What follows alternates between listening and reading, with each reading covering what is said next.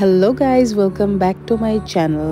চলে আসলাম নতুন একটা ব্লগ নিয়ে। আজকে যাচ্ছি আম্মু আর জারার সাথে ইউনিমার্টে গ্রসারি শপিং করতে। অ্যান্ড তোমরা তো আমার প্রিভিয়াস ব্লগ দেখেই বুঝে গেছো যে গ্রসারি শপিং করাটা আমার কত বেশি পছন্দ।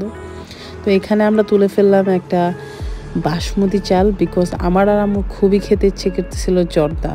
অ্যান্ড এটার পাশাপাশি বাসার যত জিনিসপত্র আমাদের শেষ হয়ে আসতেছে বা শেষ হয়ে গেছে, ওগুলো সব কালেক্ট করে ফেললাম।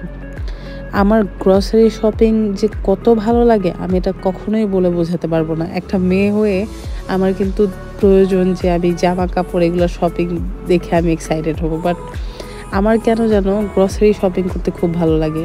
অ্যান্ড ইউনিমার্টে আসলে আমার তো মাথায় নষ্ট হয়ে যায়। ইম্পালসিভ শপিং কাকে বলে আমি এদিকে এসে সব দেখাই দিই, বাট এতে সবসময় আম্মু রাগ করে না। আম্মু আমাকে বলে যে তুই নে, ইটস ওকে, বিকজ সেও জানে যে আমার গ্রসারি শপিং করাটা কত বেশি পছন্দ।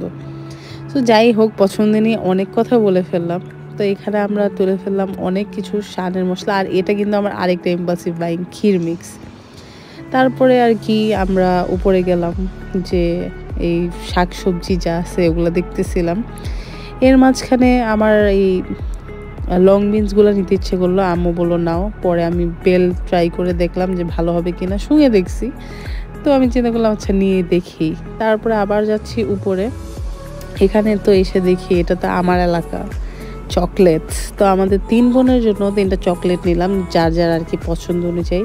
অ্যান্ড অনেকগুলা বিস্কিটস নেওয়া হয়েছে, বিকজ আজকাল যে ক্ষুধা লাগে বলার বাইরে।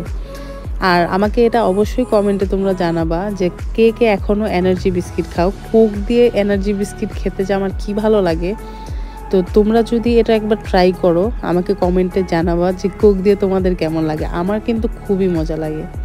তো এই তো এখানে আমরা 2 বোন মিলে চিপস নিয়ে মারামারি করতে করতে কার্টের থেকেই ফেলে দিছি চিপস। পরে গেলাম নুডলস আনতে, আর এখানে নুডলসের কালেকশন তো সেই। যাই হোক, আস্তে আস্তে করে পুরো কার্টটা ভরে গেল। এখন আমরা জাস্ট দেখতেছি আর কি কি বাকি। এখন চলে যাব আর কি নিচে। তখনই মনে পড়লো স্যানিটারি আইটেমস তো নেওয়া বাকি। তো স্যানিটারি প্যাডসও আমি নিয়ে নিলাম। নিয়ে এখন চলে গেলাম বিলিং কাউন্টারে। বিলিং কাউন্টারে ভালো কোনো রাশ ছিল না।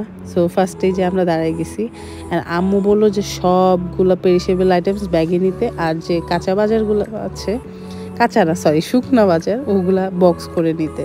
তো যে চিন্তা সেই কাজ, প্যাকিং ট্যাকিং করে আম্মু বললো যে তুমি যাও, যে আর কি সব কিছু গাড়িতে রাখো, তারপরে গাড়িটা নিয়ে উপরে আসো। তো সেইভাবেই আসলাম। অ্যান্ড এই তো আজকের ব্লগ, বাই।